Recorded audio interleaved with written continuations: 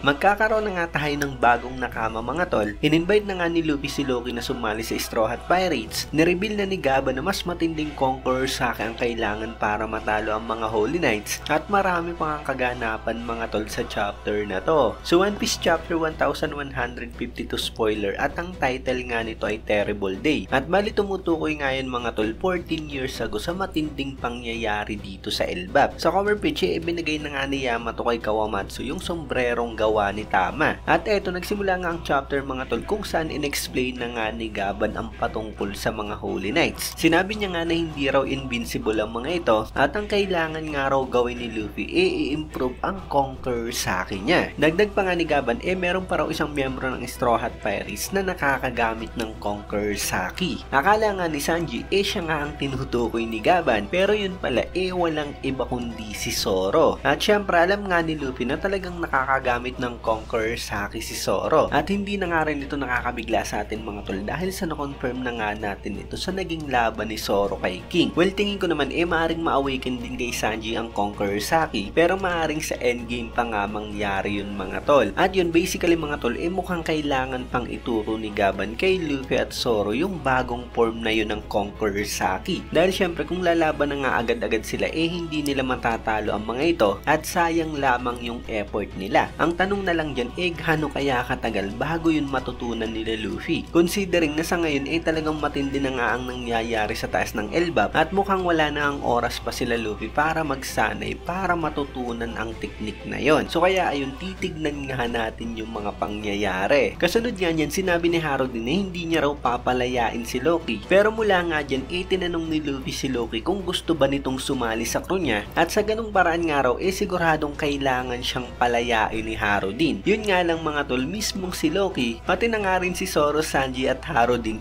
tutol nga sa kagustuhan ni Luffy. Well ayun hindi nga basta-basta papahayag si Zoro at Sanji sa gusto ni Luffy dahil na rin sa hindi nga nila pwedeng basta na lamang pagkatiwalaan niyang si Loki. Habang si Loki naman siguradong hindi nga papayag na maging under sa isang pirata na ngayon niya nga lang nakita. Well siguro kung makita niyo yung pagkakapareho ni Luffy kay Sibek baka pumayag nga siya dahil si Rax di Sibek nga mga tol ang idol niya. Na-reveal naman ni Gaban sa kanila na nandyan nga raw siya at si Shanks during that terrible day sa Elbap. At mula nga dyan mga tol nagkaroon na nga ng flashback 14 years ago kung saan nagpunta nga si Loki sa kastilyo at tinanong si King Harald kung bakit ito umalain sa world government. At yun nga raw mga yun ang siyang pumatay kay Rax di Sibek. Pero sa pagdating nga raw ni Loki sa kastilyo nakita niya na nasaksak na ng isa sa mga sundalo niya si King Harald. So basically mga tol mukhang hindi talaga si Loki ang pumatay kay King Harald kundi tauhan niya nga mismo. At maring nagwala talaga si Loki matapos masaksihan ng pangyayaring yon dahil sa alam naman natin na lahat nga ng mga sundalo nung time na yun sa kastilyo pinatay nga ni Loki. At by the way kinonfirm na nga rito ni Loki na pinatay ng world government si Rax di Sibek. Kaya dahil dyan parang imposible na nga na buhay pa siya sa ngayon. Meanwhile sinabi nga ni Shanks kay Gaba na dati nga raw siyang may ugnayan kay King Harald kaya gusto niya itong makita. Pero nung time nga raw na yun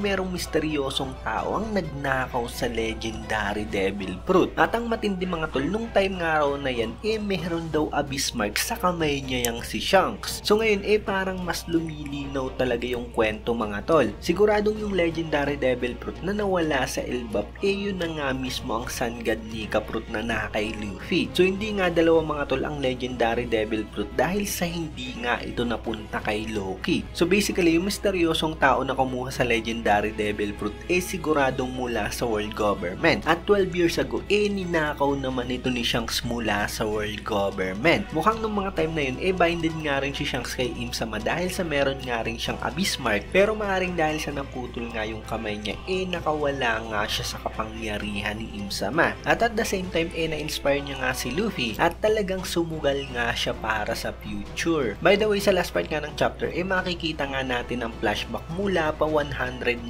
years ago kung saan ipinapakita nga raw ang batang Harold na talagang nagwawala sa Human Kingdom. So hindi pa natin alam kung ano yung magiging kaugnayan yan sa kwento pero aabangan na nga lang natin pagdating ng full chapter. So ayun nga lang yung spoiler natin sa ngayon mga tol. Syempre kung nagustuhan nyo nga ang video to huwag nyo sana kalimutan mag-iwan ng like dahil napakalaking tulong na yan para sa ating channel. At yun maraming salamat sa inyong panonood at mag-iingat kayo palagi.